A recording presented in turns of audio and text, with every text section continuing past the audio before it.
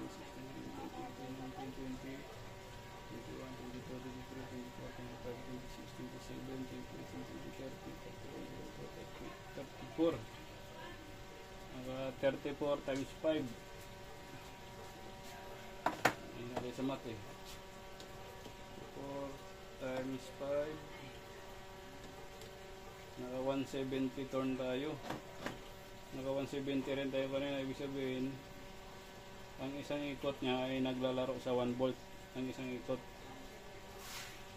Ganun lang. Ibig sabihin, kung isang ikot niya ay naglalaro sa 1 volt, kung mag 230 tayo, 230 din na ikot ang kailangan natin dito gawin.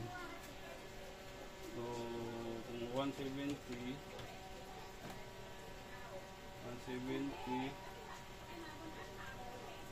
minus mo sa 230, 60 turns pa. 60 turns pa yung kailangan natin gagawin, no? Ayan, hindi nakita natin yan. Bali 60 turns pa kulang. Ibig sabihin, yung 60 sa bawat slot dito, ilan ilalagay natin? 24 to 24 slot times mo sa 3, sobra, no? Pero pwede na 72 para may allowance. Tatlo bawat ano dito, tatlo ilagay natin bawat ano para 72 turn, may allowance din natin turns. O diba, pwede na yun. Malamig na sobra yung ating core nun. Sige, let's go.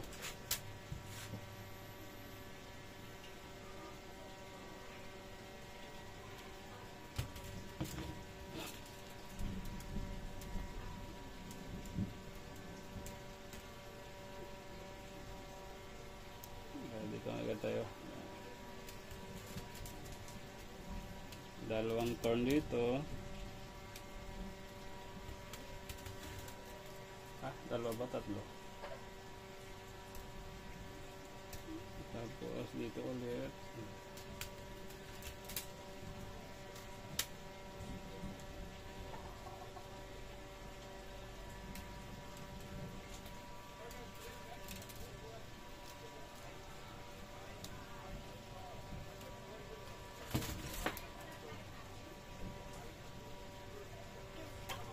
Sa estimate ko, ano, parang mga kakain ng mga 1 kilo ang primary natin.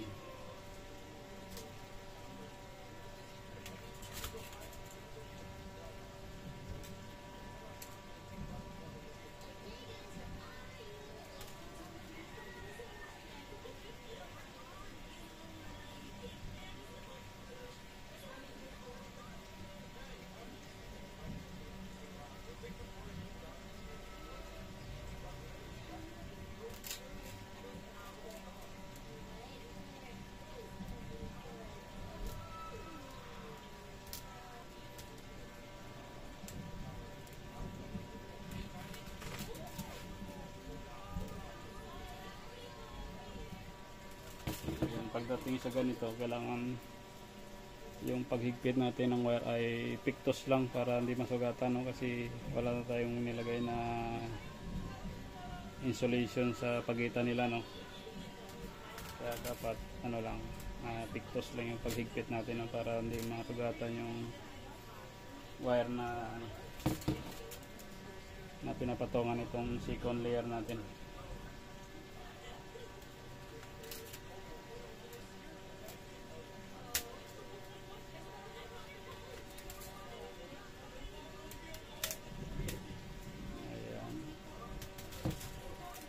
Sa mga baguhan pa lang mga paps, yung ganitong transformer ay ang primary at secondary ay hindi sila connected, no? Hindi sila connected. Ang tawag sa ganitong paggawan ay induction type. Yan. Yung isang klase naman, yung connected yung primary at saka secondary, ang tawag naman sa ganun ay auto type. Kadalasan ginagamit siya sa mga inverter o katulad ng mga 110 natin na mga transformer, no? Ginagamit sa mga 110 na TV. Yan. Ang tawag sa ganun ay auto type, yung ganung klaseng rewind. Ang primary at saka secondary ay connected. Ito ay induction type ang tawag dito.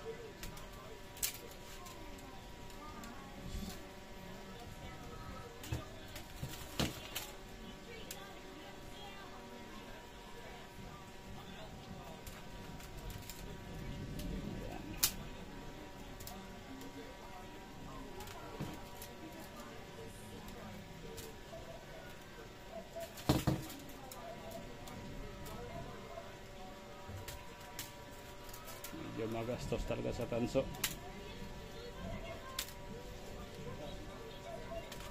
Kumbaga, ang ganitong transformer, gagastos ka ng mga wala pa sa labor ha. Halimbawa, primary mo 1 kilo. Secondary mo, palagay natin 1 kilo na rin, edi 1.8. Ay kung yung bili mo sa ganitong core ay 1,000 din, 2.8 na, wala pa labor nun, yung mga pambalot pa. O magkano lahat. Kaya iba nagtatanong kung ba't mahal daw.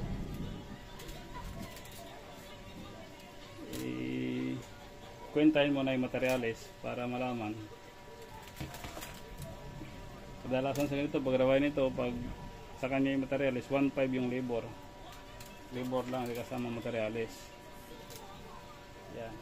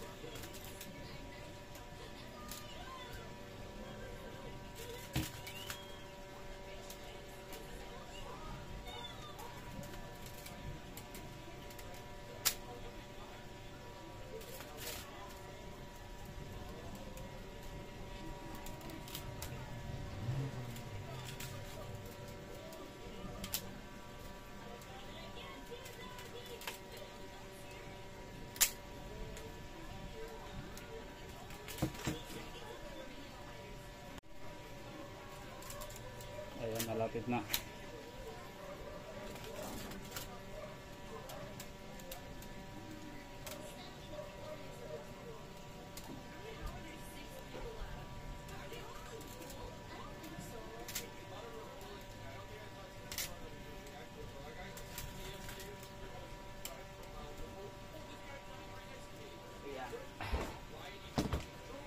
I-check natin mga paps. Ito yung finish natin sa primary na.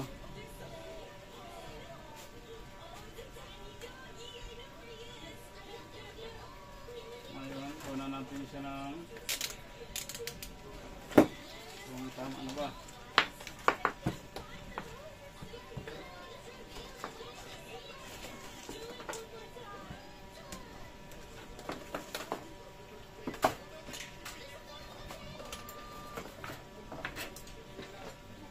Ito ang gagamit tayo ng ganito. Yan, mayroon tayong panusok na cutter blades.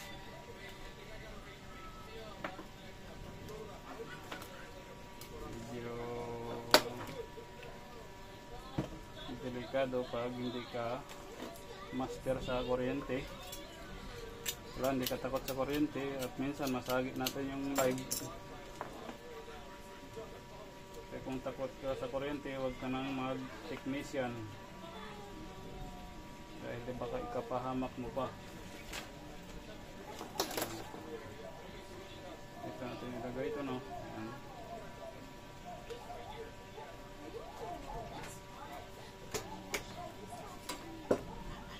Yung isang terminal natin na live dito natin sa cutter ilagay, no? Ito na para di matanggal. Tapos ito ang itusok natin sa magnetic wire para malaman natin kung kulang pa, hindi natin maputol yung wire kung kulang pa yung ating winding, di ba? So nakaparallel tayo, saksak natin. Ayan, naka 231 volts yung ating kita ba? Ayan. 231 volts. Ayan. Tapos ngayon itusok natin dito sa ating ending ng rewind ng ano, ending. Pwede natin hawakan, no, kasi may balot to, no. Ayan. Naka 226. O may 227. Bali may drop voltage tayo na 4 volts. Pwede na. At sa importante, walang baga yung ating bumbilya. Hindi nagbabaga kahit kaperanggot. Pag malaking transformer, normal lang magbaga. Pag mga dobling ganito kalaki, pero kapiraso lang. Pero pag ganito kaliit, dapat walang baga. Saka yung drop voltage niya, yung mga 4 volts lang, 4 or 3. Yan. Malamig na yung ating ano nito, transformer pag ganito. Estimate natin nasa 235 turn yung ating nagawa dito sa primary. Yung ikot niya. Yung ating core ay nasa 8 kilos. Ibig sabihin nasa 1 volt per turn. Ganoon. Okay.